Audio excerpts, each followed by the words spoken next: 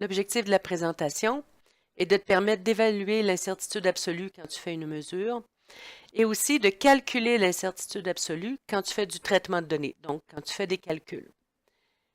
Pour la présentation, tu vas avoir besoin de papier et de crayon et bien évidemment, tu auras aussi besoin de ta calculatrice. Assure-toi d'avoir ce matériel avant de poursuivre le diaporama. Quand on parle de précision et d'exactitude, souvent on utilise des images comme celle-ci, donc avec une cible et des données qui correspondent aux petits points. Si on regarde ici la première image, ce n'est ni précis ni exact. Ce qu'on cherche, donc la valeur qui est cherchée, c'est celle qui est au centre de la cible. Tes données, ce sont les petits points en rouge. Donc, si on regarde, tes points sont dispersés, ce n'est pas précis. Puis, on n'a pas de points qui correspondent à la valeur recherchée, ce n'est pas exact. Dans la deuxième cible, tous mes tirs sont regroupés, donc c'est précis. Mais j'ai rien qui est au centre de la cible, ce n'est pas exact. Troisième cible, mes données sont pas mal au centre, donc c'est exact, mais ce n'est pas regroupé, ce n'est donc pas précis. Ce qu'on recherche, évidemment, ce sont des données qui vont être à la fois exactes et précises, donc un tir regroupé, précision, et au centre de la cible, donc à la valeur vraie, exacte.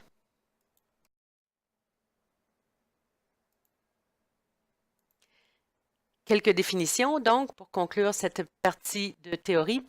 La précision, c'est l'écart entre plusieurs mesures, donc la dispersion de nos données, alors que l'exactitude, c'est l'écart entre une mesure et la valeur théorique. Au laboratoire, tu vas constater que tout ce que tu mesures, donc toutes les données, ont une incertitude absolue. L'incertitude absolue dépend du type d'outil qui est utilisé pour faire la mesure. Et on vous a remis un carton blanc, donc qui est ici, à droite. Donc, ce carton bleu, tu devrais toujours le garder à portée de la main. Tu en auras besoin pour être en mesure d'évaluer l'incertitude absolue de ce que tu mesures. Alors, l'incertitude absolue, comment est-ce qu'on note ça? Alors, l'incertitude absolue n'a qu'un seul chiffre significatif. Elle a des unités qui correspondent à ce qui est mesuré. L'incertitude absolue et la donnée doivent être cohérentes. Donc, quand on parle de cohérence, là, ici, ce qu'on veut dire, c'est qu'on a le même nombre de décimales. Quand j'ai une donnée, on les note toujours de la façon suivante. Donc, ma donnée, on va mettre un plus ou moins, et ensuite on note l'incertitude avec un chiffre significatif et avec des unités. Par exemple, je pourrais avoir une masse, plus ou moins. Le triangle ici qu'on appelle delta, c'est un autre symbole pour l'incertitude absolue. Donc, ma masse, plus ou moins, l'incertitude sur la masse. Ou un volume, plus ou moins, delta V, donc plus ou moins incertitude sur volume. On va faire un petit exercice. Alors, je t'ai mis ici 3 données avec une incertitude absolue. La question, est-ce que les données sont notées de façon adéquate? Je te rappelle, l'incertitude absolue doit avoir un chiffre significatif, elle doit avoir des unités, la mesure et l'incertitude doivent être cohérentes. Alors, pour la première donnée, si on regarde, mon incertitude a un chiffre significatif, elle a des unités, et c'est cohérent. J'ai une décimale. Donc, c'est une façon adéquate de noter la donnée. Donnée suivante. Mon incertitude absolue a un chiffre significatif, elle a des unités, mais si on regarde ici, ma donnée a 2 décimales, mon incertitude a une décimale. Donc, ce n'est pas cohérent. Donc, ce n'est pas une bonne façon de noter les choses. Dernier exemple. Mon incertitude a un chiffre significatif, elle a des données, mais si on regarde ici, ma donnée n'a pas de décimale, donc ce n'est pas cohérent, ce n'est pas une façon adéquate de noter les choses.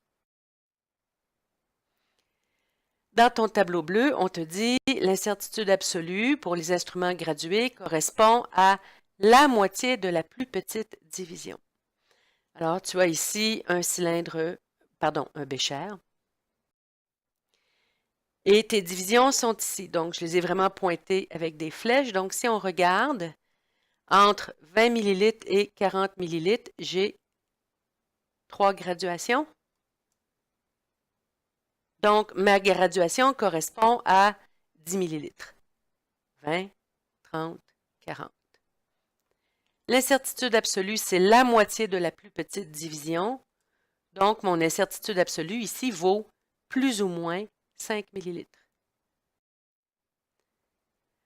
Donc, le volume qui est contenu correspond ici à 80 plus ou moins 0,5 ml. J'aurais pu le noter aussi 80 ml plus ou moins 5 ml. Donc, on peut mettre ou non les unités à ce qui est mesuré, ce n'est pas un problème. Par contre, ici, si tu regardes, il n'y a pas d'unité pour ton incertitude absolue. Donc, ce n'est pas une façon acceptable de noter l'information. Un thermomètre, tu vas l'utiliser au laboratoire sur la masse volumique.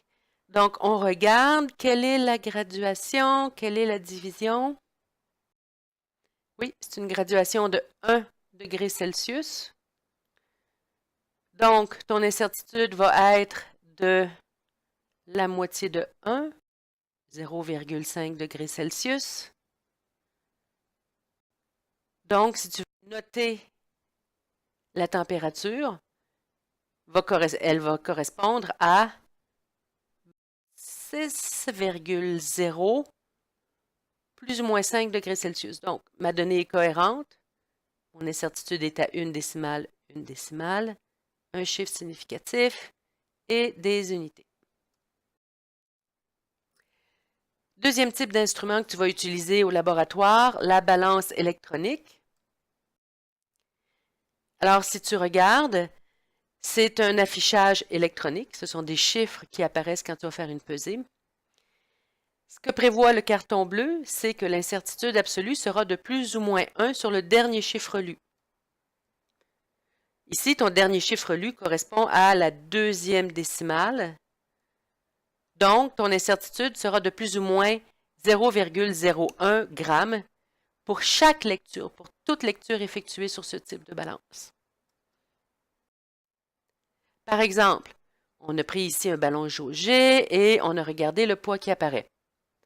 Donc, comment est-ce qu'on va noter ça?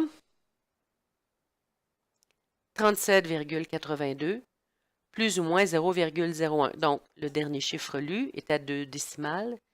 Dernier chiffre lu, 2 décimales. Mon incertitude absolue a un chiffre significatif, elle a des unités et la donnée est cohérente. J'aurais pu décider de mettre des grammes à ma mesure, c'est tout à fait acceptable. Par contre, ici, dans la troisième mesure, je n'ai pas d'unité pour mon incertitude absolue, donc cette façon de noter n'est pas acceptable.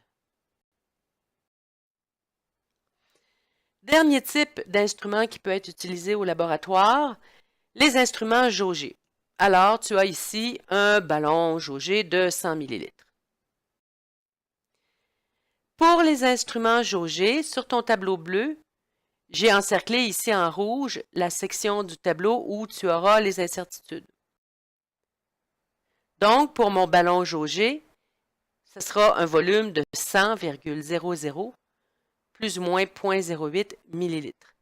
Encore une fois, un chiffre significatif, des unités, ma donnée est cohérente. 2 décimales, 2 décimales. Les instruments jaugés ont comme caractéristique d'avoir un seul trait. C'est ce qu'on appelle la jauge. Alors, quand tu remplis un instrument jaugé, la base du ménisque, ce qui est courbé ici, doit être exactement sur le trait de jauge. Tu remarqueras ici, sur la photo, on a vraiment mis le regard et le trait de jauge à la même hauteur. Donc, c'est comme ça que tu vas avoir à travailler au laboratoire. Bon, on arrive au calcul maintenant. Alors, pour les additions et les soustractions, tes incertitudes absolues s'additionnent et on va ajuster le résultat du calcul si c'est requis. Par exemple, contenant vide, 37,82 plus ou moins 0,01 g.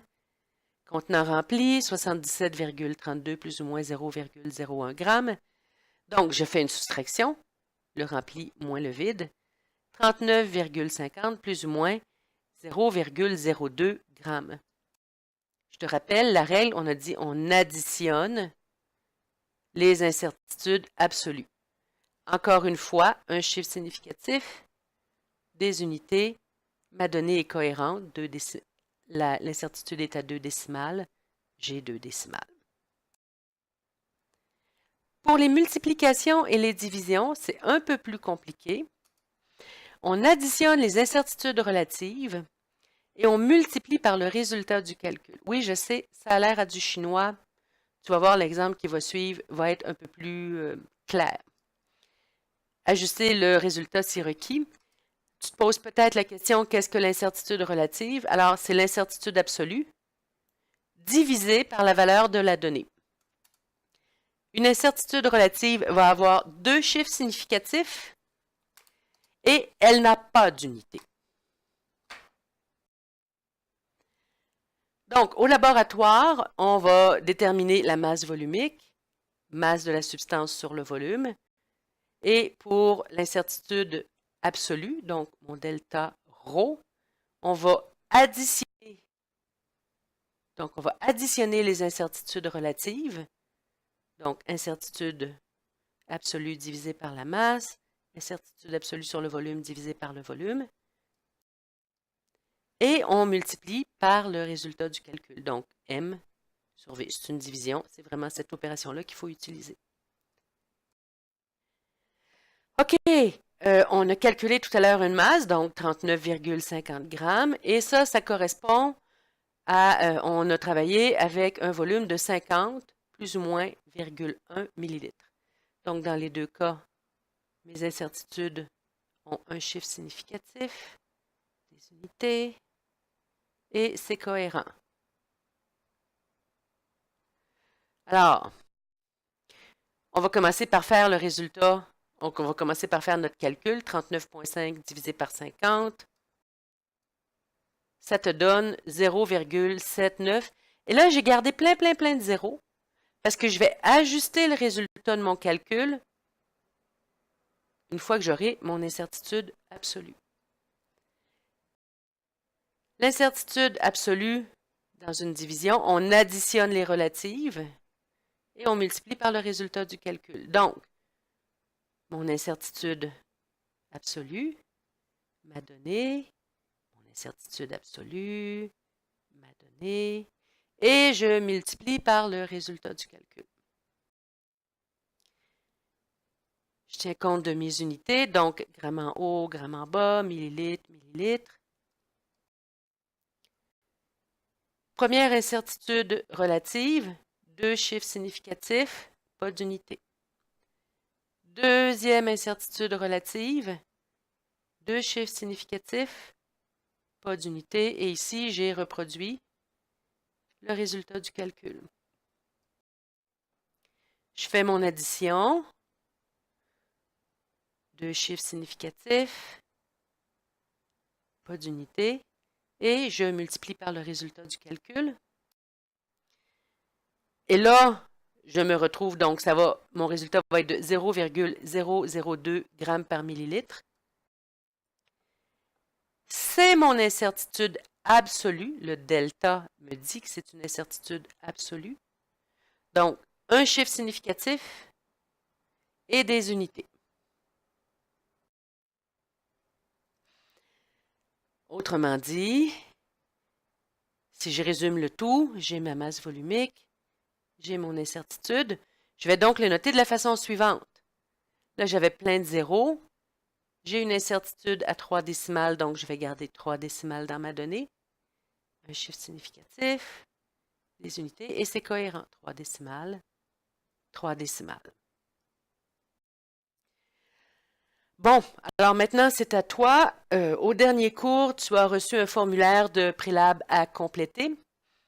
C'est un problème extrêmement similaire à celui qui a été résolu dans le diaporama.